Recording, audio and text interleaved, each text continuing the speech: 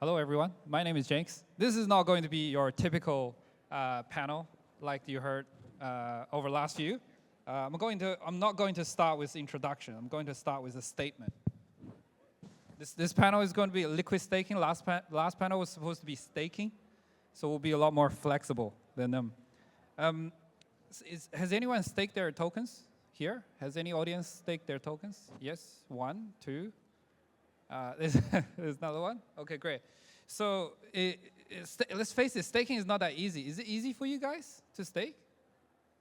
Anyone thinks it's easy? No? Right. So I tried it myself, and I couldn't even stake on Babylon for Cap 2 myself because I couldn't adjust the gas fee. There's a lot of rules. There's quite often timelines to meet. It's not very easy for users, right? Thank God for liquid staking tokens. They're making it so easy. But as a token myself, watching my token inflate, I just want my token staked, right? User experience is very important. So we're going to discuss this today. My name is Jenks. I'm a head of DevRel for Babylon. We're a native Bitcoin staking project. I'll go around and let my panelists to introduce themselves. The first one is Kelvin from Bitget. Hi everyone, this is Kelvin from Bitget. I'm the head of Earn partnership at Bitget, this exchange. I'm responsible for the growth strategies, product development, our investment and partnerships for all Earn products in Bitget. So basically everything yield related. And before joining Bitget, I do have experience in both DeFi, portfolio management, and institutional research at other major crypto exchanges. And before joining crypto, the rabbit hole, I was actually working in asset manager, where I think the crypto folks now hear about this name a lot from BlackRock, who launched a Bitcoin ETF as well. Spent around half a decade there. So I do really appreciate the importance of staking, especially comparing it with like the TradFi and the crypto ecosystem. Yeah. Thank you, Kelvin. Stephen, you're next. Hello, everyone. My name is Steven. I'm a BD and marketing manager at StaFi. I manage the Discord and every social network about StaFi. And right now, StaFi, you know, that it stands for staking finance, and we offering the traditional staking as a, and of course, we also offering the LSAS as a StaFi 2.0, which is a liquidity staking service. I will tell you more in the speaking panel, and if you have any questions, feel free to ask me. And last but not least, Gorany. Hi, my name is Gorany. I'm a co-founder of Lair Finance. Lair Finance is a liquid staking and a restaking platform built on Kaya chain. And that's what we're building. And before joining Lair Finance, I used to work at Cosmos Station, which is a professional staking service provider. But Cosmos Station was all about like regular vanilla staking, but not liquid staking. So I thought, you know what, I want to spice it up, and then I decided to go ahead and build Lair Finance, which is liquid staking and restaking. Yeah, that's it. Oh, great, yeah, I met some folks from Cosmos Station as well. There are 2 David Parks there, is that right? Oh, yeah, I think they only hire Davids. You have to be David to be hired there. So. All right, great. Well, thank you, panelists. My first question is going to be for Kelvin and Gorany. So liquid staking introduced a new layer of complexity and chances for centralization and pooling of resources, which might go against some of the Web3 users' kind of principle. Do users really care about decentralization, or UX is more important for liquid staking? Kelvin, you go first. Okay, the first question is already a tough one, I would say. So I think first of all, if you're back to basic, from a blockchain perspective, with regards to staking or liquid staking in general, I think the blockchain itself do prefer to have a relatively high and steady staking ratio, which means that most of the tokens are staked in order to secure the network. So LST does make it a lot easier in terms of the UX and in terms of the staking mechanism to onboard users to stake. But I think the questions that you specifically asked about, I think it's really come to a kind of a heated debate, or I think the community really discussed about it. I think last year, Q4, where we see one of the major POS chain and one of the largest liquid staking protocol is started to getting dominated on one of the chain. And I think actually fast forward to now, we have seen this situation being eased up a bit. This is mainly due to the growth of the liquid staking landscape. A lot more protocols is trying to develop their own LSTs as well. So the questions, the issue now is I think it has actually eased up a bit. And I think in terms of liquid staking, I think the decentralization part is still playing a major role of it. And when it comes to exchange perspective, we do work with a lot of LST, different protocols. And I think to answer your questions, whether getting more centralization, whether it poses a risk to the blockchain, I think exchange actually taken a very important role here to choose and to select which kind of LSTs or which projects to work together with. Because I think as long as the LST itself, the governance model or the DAO has a robust model and all the incentives are aligned, I think whether there will be a little bit more of centralization or is it really kind of very evenly split decentralizations. I think overall, as long as the incentives are aligned, I don't think that would pose kind of a matter to the blockchain as well. So I think this is kind of the beauty of liquid staking from this perspective. Yeah. So I'll just summarize. You're seeing deconsolidation of liquid staking protocols that you saw earlier. Now, it's, many liquid staking are still centralized, but there are a lot more options over there. So you see that as a trend for decentralization, right? But it's on users to actually do your own study and research on how the liquid staking protocol is governed, right? Nice. Let's see how Gorany can follow this. So I know liquid staking protocol has been getting some criticism about centralization because it's so easy and more profitable that people are going to eventually start liquid staking instead of just vanilla staking. And it makes sense because liquid staking protocols are awesome.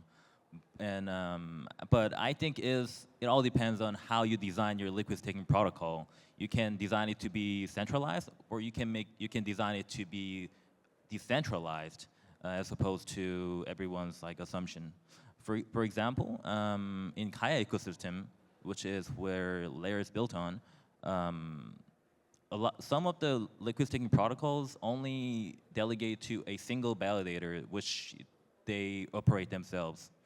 But at Lair Finance, we decided not to do it. We have our own validator, but we're not only delegating to our validator, no, we delegate it to many validators across the ecosystem. Like there are like 40, 50 validators on Kaya chain. We try to delegate evenly to all those validators that are available to us. By doing so, we're actually decentralizing the stakes on Kaya chain. So usually users decide to delegate to a popular validator who's got like good names, like I don't know, like Binance or like just big names. But we try not to do it because it's not good for the ecosystem. And in Kaya, in design, it's actually really bad to delegate to a single validator. The more delegation a single validator gets, the less the staking return becomes. So by decentralizing stakes from our users to many validators, we're actually not only decentralizing the network, but also improving the yield that our users are getting. So what I see is, given any kind of open ecosystem, you'll see domination of a few players, right? What you describe is Kaya delegation is centralized into just one validator, right? So you've designed your protocol to actually help with addressing this issue. Because more delegation on single validators means there's a protocol risk. People can collude very easily to disrupt the block production procedure, right? Great, that's great. So how do you do that actually? Is it by a clever design of incentive mechanism on staking on other validators, is that right? Yeah, it's like we just designed our product to be decentralized. To incentivize. Yeah. Is there any kind of punishment on staking the biggest one? I mean, the chain itself is designed that way. Okay, all right. So it's not us. We just. All right, great. Yeah. Great answer. Thank you so much. Now my second question is what is the actual difference? This is more for the audience. What is the actual difference between staking natively and liquid staking? And also what should stakers do themselves. This question is for Steven and Kelvin again. Yeah, these are very good questions. I think that for the traditional staking, it's like that you lock your token into the blockchain and this will lock in for the period of time and it cannot be unlocked, right? And but for liquid staking, it's more convenient for you for trading and for yield farming or even investing. That when you stake into your assets and you will receive the representative token like the R token in StaFi we are offering right now. We are offering the R Ethereum or R BNB, and then you can use that token for trading normally. Yeah, and this is a very innovation and this is a new trending right now. Yeah. So there's a lot more ways you can play in there for a user. It's a lot more flexible. Yeah, it's more flexible and maybe you can use with a very small amounts and you can still use that as the liquid staking. Yeah, but for the traditional staking you cannot do that. Yeah. Right. Kevin, you've studied a lot of liquid staking protocols because of your position, right? Anything yield related, you look into them. How would you want to take this question? Perhaps I will leak some alpha here. I think that's probably something that the audience would be interesting to hear. So let's take a step back. I think as a token holder, if you want to stake, I think you need to categorize into like depends on your risk-taking behavior and how much return you want to get. If you want a peace of mind, you want to stake it like very easily, safest. Okay, you can go with some of the like largest LSTs, just buy and hold, because perhaps we'll discuss a bit later, but there's also some risk come with LSTs. So I think you can just pick some of the largest LSTs if you want to buy and hold. But on the flip side, that's actually one of the areas I specialized in previously is how do you maximize your return with your LSTs, right? And right now I'm seeing a lot more, and actually my part of business is one of the strategies is to also offer things related to leverage staking and stuff, where users can actually use the LST to do something like a recursive lending, to go borrowing and looping in order to enhance your yield. But of course, this is something, a kind of strategies that is only suitable for some of the DeFi expert, DeFi users. But I do see a lot of institutions that I speak to is already very interested in this space. And as the ecosystem grow, their LST itself, all the partners, the exchanges, some of the lending and borrowing protocols, all participating into this ecosystem, especially some of these protocols hasn't launched their own tokens yet. So think about farming the rewards, farming the points. There's actually multiple layers of returns that you can earn from just by playing around or staking with LST. And this is a lot more returns that you can generate by just simple doing staking without the LSTs. Yeah. It's definitely getting more and more complex as I met people who are building LSTs based on the LSTs. So there's just layers and layers of yields. Yeah, there's no, there's no end to it. Also, I'm starting to see a lot of institutions and also organizations start to have head of staking as a full-time job to look into this. Great, thank you so much for that. Now, let's switch tunes to talk about a little bit negative side of this thing. What are the risks of liquid staking protocols or platform? We have product people here, we have marketing people here. This goes for like technical for the user, but also you can answer it from a business perspective too. We'll go around. Gorany first. Yeah, so liquid staking comes with a lot of risks. I agree with that. And I think one of the major problems or risks that liquid staking has is the pegging of the asset. Like when an asset, like liquid staked asset depegs against its original base asset, then it's a disaster. People start selling, and a lot of the positions on leverage positions that are on lending platforms get liquidated. And you start with like 10 asset, and you might end up with like 1 asset because of liquidations. And that is really a tough one. And I think some lending platforms are using different strategies to deal with it. some platforms are using oracles from exchanges, but some platforms are actually using exchange ratio from contracts itself. And a lot of the times, this mechanism saves depegging liquidation risks. And I think that's a downside of a liquid staking token. But I think there's like a lot of the upside on using liquid staking token, and it's always important to balance between risks and the yields. The more risk you want to take, the more yield you're gonna be able to achieve.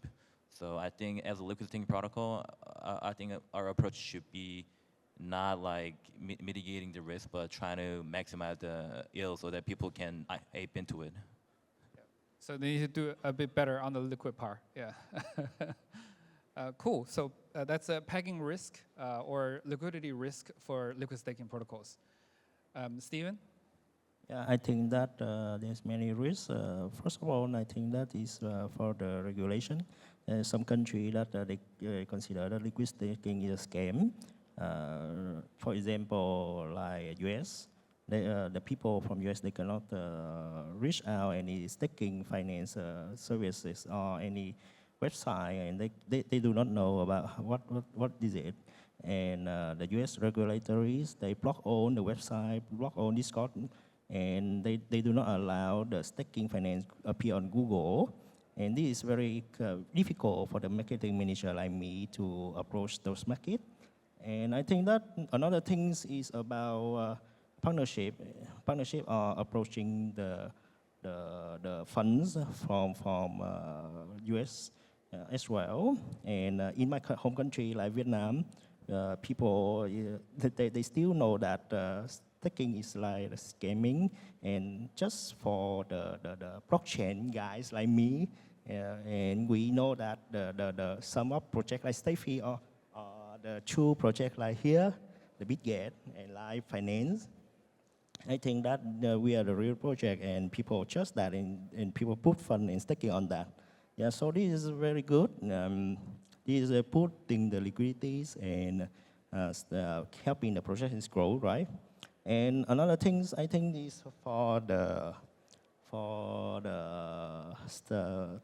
technologies, some kind of project like StaFi, we are putting effort on technologies and smart contracts. So we try to minimize. Of course, there's no projects in here is 100% safe. So we minimize the bugs and we make the technology foundation as good as possible. Yeah. And we updated the technologies to the community every day, and people know that yeah, we are not scammed. Yeah, that's all. So from a project perspective, they need to make sure who they partner with is good. So partnership could introduce some affiliation risk, and then the technology needs to be really good as well. Yeah. Kevin, name one risk. Yeah, I want to keep. You probably have a lot. Yeah. Yeah, I want to keep it really short. I want to say there's just basically one risk that really keeps me awake at night. I think as our other speaker mentioned, is about depegging risk. Because I actually experienced it kind of by myself. I think especially, I think the reason of having this risk sometimes is, of course, liquidity is one of the issue about the staking mechanism. But I think a lot of previous event that happened when the LST deviate a lot from the original tokens is more about the supply and demand, or kind of the trading behaviors. Because I was actually, one day I was actually doing arbitrage on one of the LSTs myself on the DeFi protocols. There's actually a lot of profits to be made. And we see a lot of like irrational kind of sellers when there is some liquidity event. So I think this risk is actually kind of we say called like exogenous, as in we can't really control it. It could be kind of a market behavior. But I think for an exchange, I think liquidity is something that we try to make sure that's sufficient in order to support the healthy growth of LSTs. Yeah. Do you want to mention that project? Largest one on ETH, so I guess everyone knows. So there's so many of them on ETH. But yeah, did you get good money as arbitrator or like doing arbitrage for these protocols? These are really event driven. You need to at that point, I think there was a lot of people saying this project's gonna fail, right? But you need to really understand the underneath mechanism in order to carry out the arbitrage, right? And also you need the capital, of course, right? So you almost need to like hack the protocol. Is that right? Because it's not about the hacking, it's more about people dumping it and then start depegging. There's a cascading effects where you see other people are panicking and start dumping without thinking about why is this actually depegging. And that is where perhaps market makers or some DeFi traders can step in and to provide liquidity and to maintain the peg. And that's where profit can be made. This goes beyond like technical attacking a protocol. It's Yeah, more it's about not- people's behavior and Exactly. how the market will react. How is the combination of psychology, technology, and also game theories in a protocol. Nice. All right. I'm gonna skip the next question because we're short on time. We've got 9 minutes left. There's so many. Next question is going to be business related. There's so many options out there. As Kevin said, there's decentralization of liquid staking protocols out there. How does one stand out from a business perspective or marketing perspective? How do they convince? How do they become a successful LST from and attract TVL? Who wants to take this first? So I think that I will do that. So I think that's the challenge for liquid staking, and this industry is very. And as the marketing managers, I receive the questions from my users a lot about what are you doing, why your price, token price is still stable, and will not have meme, some of the meme coin, or Doge coin, or Bitcoin coin. Yeah, I hear that questions is every day. Yeah, but our project is. Focus on technology, so we trying to help the technologies as the foundation, and everything is helping the user. They know that our project StaFi is the real project, not scam. So I think that is the foundation, and it's also the challenging for us to marketing and help the project. And another project is a partnership with us. Yeah. So good partnership and good education to the users. Yep. Great. Yeah, right. If I wait long enough, someone wants. Kevin, Gorany, yeah. The question is, how do you be successful on the marketing side as an LST? Do you guys have to do any marketing, or? we do a lot of marketing, actually. I think marketing can be PR, but it could also be like yield events. Sometimes we give out like extra yield to users who are staking with us during certain period of time. And I think in order for you to survive as a liquid staking product, I think it all comes down to how much return you can give back to your users. So we always try to give the highest yield possible in the ecosystem to our users. If you're not giving the highest possible return, users not gonna choose you, and they have no reason to choose you. So Right. So from your experience, where do you see, after what event do you see TVL growth? after what event? Oh, like What kind of marketing events? Like, do you send out Twitters? Oh. Do you advertise your new yield? no, we do marketing campaigns where we give extra rewards to our users. And that's very predictive. So you do more marketing and you get more marketing, people give staking. more, they give us back more. It's like Let me Okay. just jump in really quickly here. Sure. So we actually did a bit of kind of experiment, or if you're like product people, you know there's like A/B tests, right? So I think that comes into a very simple conclusion. I think for users' perspective, how to acquire new users, is always come down to yield, the return. And it's also about how do you visually represent or present the return to the users. Like, you need to let them know, because right now in DeFi world, there's so many different kinds of return, different kinds of layers. There's like rewards, there's like airdrop rewards. Some protocols you need to collect diamonds, collect points. But those are really kind of fluffy type of return. You don't really have certainty about a return. So you need to have a high, but also absolute amount is high, but also high certainty of yield that can attract users. And very quickly on the exchange front, how do you actually partner with exchanges? They really care about how the capital are being custodized. The capital securities is really important. That is the number one most important thing when it comes to working with exchanges. Does capital mean like the reserve of the The exchange? reserve, yeah. Okay. Great. I thought you were going to recommend people to partner with Bitget, but yeah. Good one. It's a generic answer. Yeah. So we would like to think like all the individuals in the economy are rational individuals, but we're not, right? things can change if you market it well. For example, I like Sol Finance really well because of their branding. And one of their founders is Australian, so I made the decision to go with that. I did not do any due diligence that Stephen talked about. But yeah, there's a lot of a lot of me out there.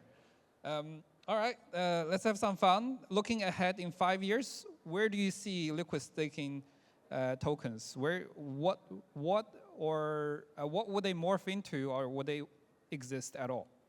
I'll go around. Gorany first. Yeah. I imagine that all the liquid staking protocols will eventually have to evolve into yield-generating vaults.